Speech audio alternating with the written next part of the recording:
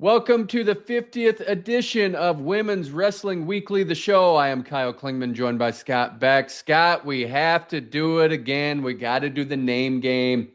Make sure that we get the pronunciations right. It's just like wrestling, where you got to make sure if a single isn't right or someone isn't working on defense properly, you have to fix things. And so there's some things that we need to fix, and it starts with Epenesa Elison. I know you at times you've added an S on Epenesa, have said Espinesa. It's actually Epenesa Elison, and we got that corrected in an interview with Andrew Spey. Good, and it's Elison. Elison, thank you for the correction. So I appreciate that she called us out on that. We want to get that one right. Yeah, I don't recall. I plead guilty 100% to saying Ellison instead of Elison. And in fact, if you recall before the show, I said to you after watching the broadcast, so it's Elison? Because I never knew. So I apologize. I always thought I said Epenesa. I didn't think I said Espinesa. At 53, Epenesa Elison looked great. But if I did, a slip of the tongue, and I apologize. But I'm glad we now know the name. So I will not make that mistake again. I appreciate that, and I'm going to go right to the one. And again, I thought it was Ellison too, so guilty as charged, but it is Epenesa Elison, one that I have struggled with. I like her so much. I think I got it right. Ella Poallilo. So I think I've said Poallilo. If it's wrong, I said Poallilo. I said Poallilo. It's Poallilo. Poallilo, and we may even be doing it wrong, but I want to get this right. It's a tough one for me because it's just like wrestling. You do it wrong enough times, it takes a little while to fix it. Yeah. Now we do it. So we got to go through the other names that are a little tough. Nora, Akpan. So that's another one that I've said Akpan in the past, so it's Akpan. We've gotten Violet Leisure right, but I want to just double down, make sure we say that right again. Everest Leydecker, we've said that enough. Kayla Batris, talked to the family, and they said so many people butcher it. You can say Batris, but I think it is Batris. Here's one. Everyone says Caley Graber. It's actually Caley Graber. Eve Scrocky, and I've said Schrocky in the past, so I've gotten that one wrong. And then Kylie Manuel. So those are the ones I think that are tricky. We will do everything we can to get those right.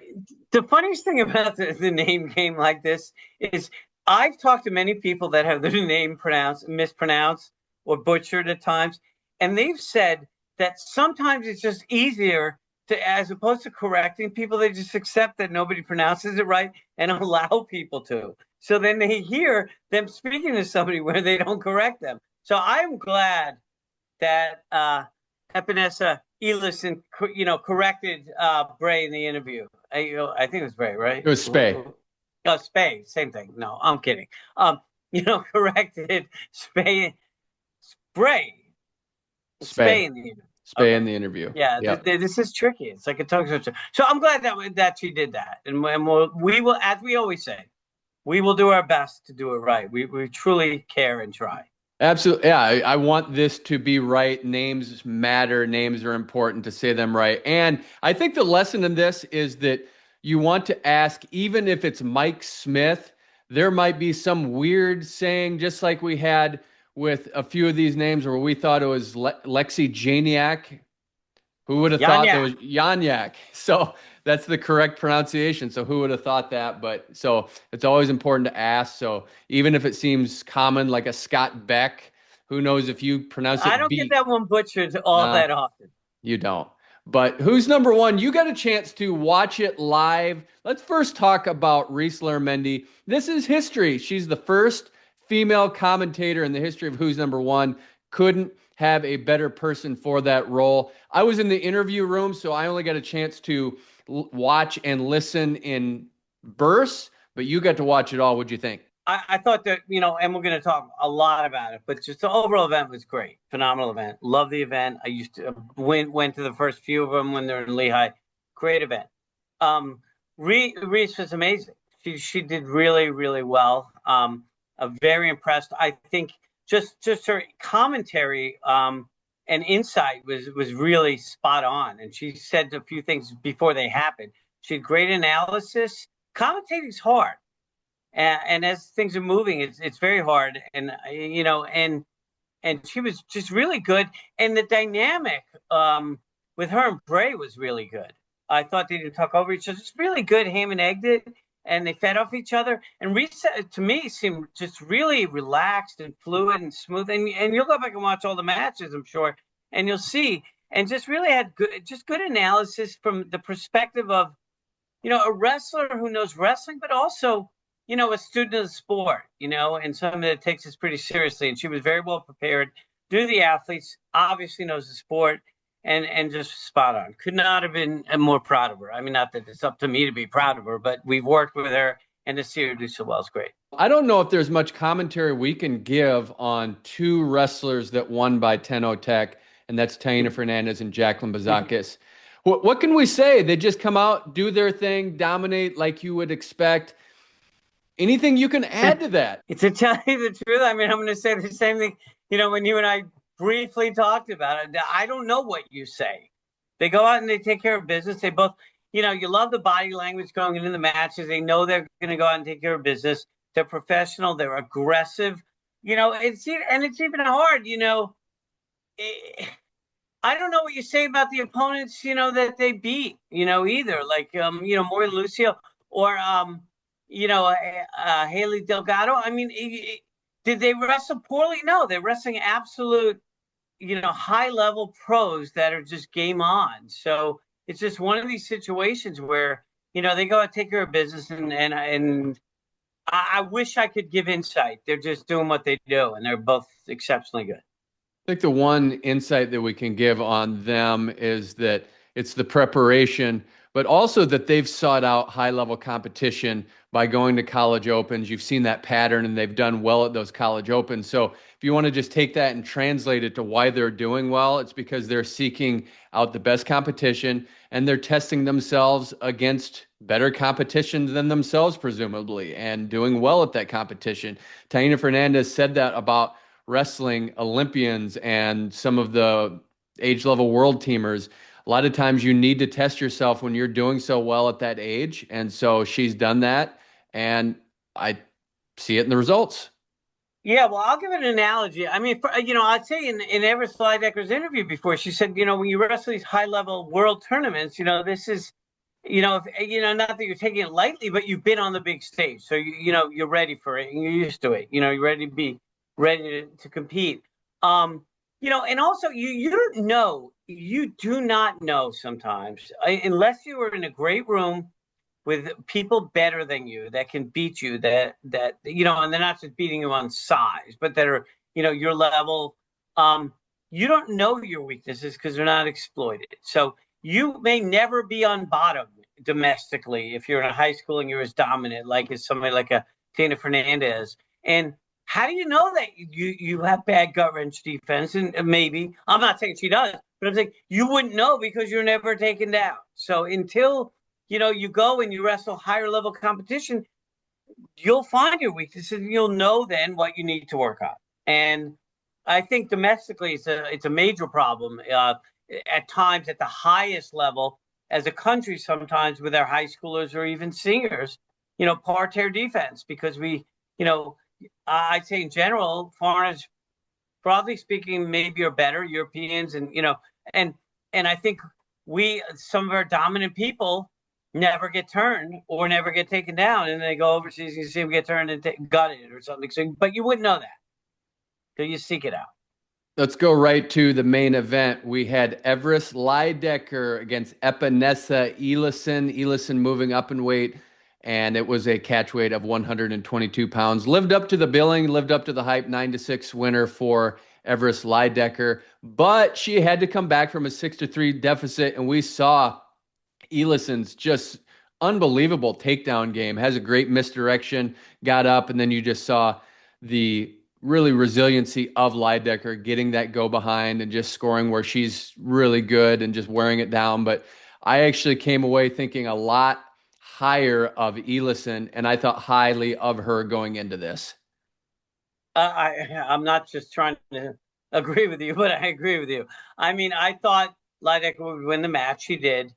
It was much more competitive than I expected. I think the takeaways for me, I mean, I knew Elison had just amazing sweep single, great single. And she just has just beautiful attacks, and getting in. And what I didn't know, which I think in general was something in this tournament that is not so simple. And broadly speaking, I was very impressed in this position, watching who's number one, was just her ability to, for the most part, a couple of times she gave up, a go behind towards the end, but just her ability to be in short offense defense and control the elbow and not give up those go behinds and hang in there. That's a tough position. Leydecker is really good there, and she's really long, and she knows how to extend and pry and use leverage and length. And Elison just did a phenomenal job staying square and really being tough down there. And a lot of the ladies were. That was a position that is a hard position, and there's some high level stuff generally speaking there. I think what you saw Leydecker did, both of them take some risks during matches in certain positions and scrambles, and Leydecker gave up an exposure in one of them. Elison did one.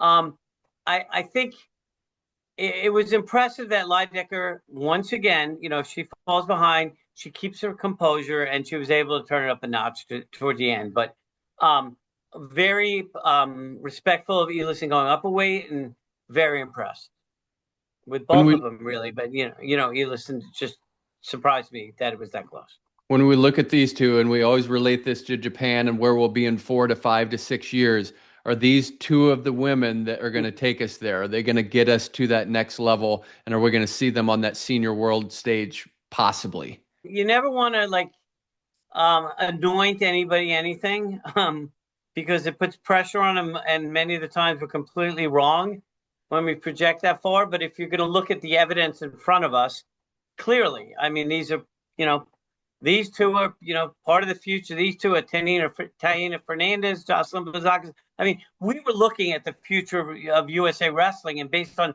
the evidence, of this match, one would expect to be two of those people, but you just never know. So I'm not trying to be negative or disrespectful. It's just you just never know how things. Clearly, they were on the path to do that, but there's a lot of time between now and then.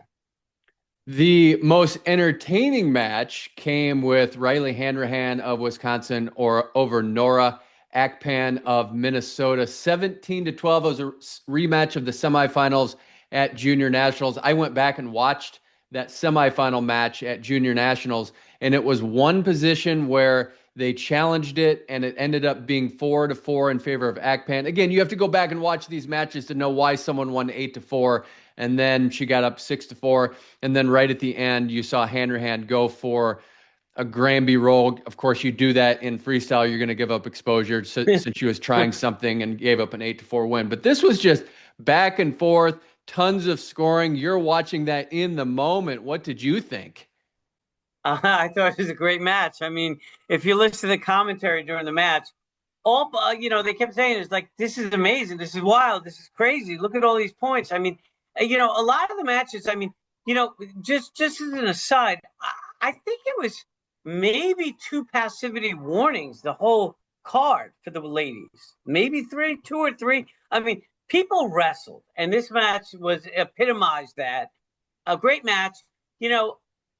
Credit to, Akpan that, when she was down multiple times, she, there's a lot of fight, and she had comebacks. I love that Hanrahan, in finishing certain positions, did some aggressive lifts, and dominantly finished them. There are moments in this match when you have a wild, high-scoring match, it's natural that there are moments of sloppiness and exposures and almost falls. The flexibility of getting out of some of these positions in the shoulders where people didn't get turned or about to be turned in a stalemate, a potentially dangerous kind of situation was whistled up. But exciting, fun match. Both very good wrestlers and both, exciting. Moving on to 115 pounds. Really, this is one where you can say both wrestlers came away really impressing, and that was Taylor Whiting's 7-6 win over Reagan Mather. She got up 7-0, And then Mathers just got tough and scored 6 consecutive points. At one point, it looked like the referees could maybe stop the match because they might have just brought it back to the feet or stalemated it. Didn't, and she executed. And you have to credit both because she got the 6, she got the turns, and then Whiting did a good job of just not giving that up. So both wrestlers really showed grit in that match. That was a great match by both. Exactly. And I think, you look at the match, Reagan Mathers was in a lot of gorgeous sweep singles and was great defense by Whiting. And, that was a position that I think in general, broadly speaking, in this card, a little work can be done on finishing. There was people were in a lot on these sweep singles, and we'll get into that. I mean, I just saw a lot of that with Sofia Gonzalez, also 110, but there Mathers got in a lot and didn't finish, and that you could tell it's frustrating. When you're so close, and it was great defense by Whiting, but Mathers showed me a lot. She was down 7-0. She'd been laced. She's about to be laced again. And she showed just a lot of grit, really a lot of grit. It's so easy to give up. You're down 7-0. It's hopeless. And she fought that last lace. And if she got that second last one, she would have been tech. She would have got the next 2. And that was just really, just competitive toughness. And then came back. And that position, that was a great little technical. That's kind of an Angel Cejudo Larkin kind of scramble situation where she got that first exposure and got the other turns. That was amazing that she got the first exposure off that and came back and then got in again, again near the end. Almost, that was just a great match. I'm sure she's pissed off, but I think she should hold her head up high. That to come back and not to give up and just show a lot of toughness and be competitive. I think she's had a great year.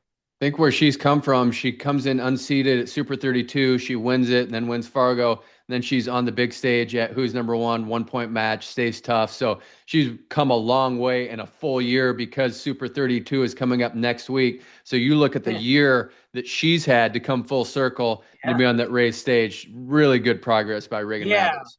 And both of them. And Whiting's very good. She's technical. She's tough. And really good. Really good single leg defense with that wizard, just unbelievable. Again, that's I think in broadly speaking, the ones that shoot that, you got to keep progressing on finishing there. And Whiting beat Heather Kroll at Who's Number One last year, and think how highly we think of Heather Kroll and what she's done in the last calendar year. So it just shows you what level those two are at right now. We kick things off at Who's Number One at 100 pounds. Ryleigh Sturgill won 9-4 over Bella Manno. I thought both showed resiliency in this. I thought it was a good match to kick things off. It was a rematch. Last time Manno won, but Ryleigh Sturgill got this one. What were your thoughts on this? It was a great match to start the card. They're both very tough, physical. Manno's young and, she's good. She's really good, does a lot of good things. She just had a great head pinch, very strong, scored on that. It goes for some big moves, maybe, needs to be a little more fundamental on certain things, a little more basic, but she goes to score and, Sturgill came back and, got revenge and wrestled a very solid fundamental match and, felt these positions where Manno tried to go big and was able to feel those positions and avoid, for the most part, getting in trouble and won a good match. It was a great way to start the card. These girls are just really good at it's amazing. They're all good. And this was the first match to start off. And I think this match set the tone for this card that everybody came to wrestle and it was a good match. 155 Ella Poallilo. I hope I'm saying that right. If not, I want to get corrected, but she had a 9-2 win over Janiyah Johnson. In the interview, she talked about the mistake she made. She went for a chin whip. She said she didn't even know why she tried it because she doesn't have it in her arsenal, but she thought it was there and attempted it, but thought she looked solid. She's coming off a world bronze medal at the U17 level.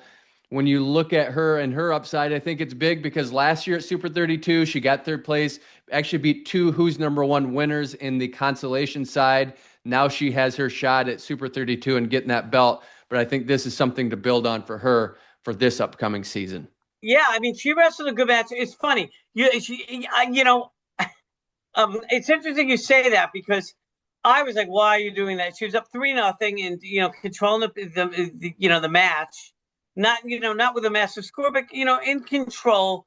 And then Reese commented on that, and Reese said this in a bunch of matches, which, back to where, like, there are a couple of things where you're like, tactically, why would you go for that chin whip, at that period of time right before the break? All of a sudden, you're controlling the match, you're up 3-0. You give up 2 points, you give the person hope going into the break. And I'm glad she recognized it and said in the interview, obviously, it wasn't a great tactical thing. And there was a few of those in this thing where people went for moves, bigger moves than they needed to at that time in the match, or riskier moves that were not necessary. But that's part of just learning and progression. And the first step in learning is recognizing that you made a mistake. So I think it's very good that she realized that. And then the second period, she just took care of business, really just wrestled like a very workman-like second period and, exerting herself.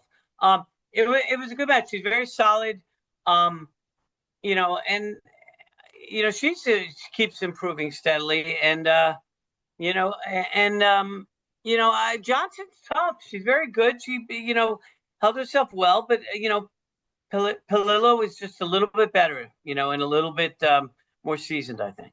Caley Graber won 13-6 over Emma Bacon, who is a U17 world teamer. We saw that Folkstyle background. We talked about that last show and how it could possibly translate and having those skills. She used that in that 13-6 win. You saw some of those classic Folkstyle techniques. She talked about that because she does wrestle a lot of the Folkstyle season. As we also mentioned that some of these girls are opting to go freestyle only. You just see that as a trend that is consistent. A lot of these girls are freestyle only, especially if you're at Wyoming Sem or Valiant Prep.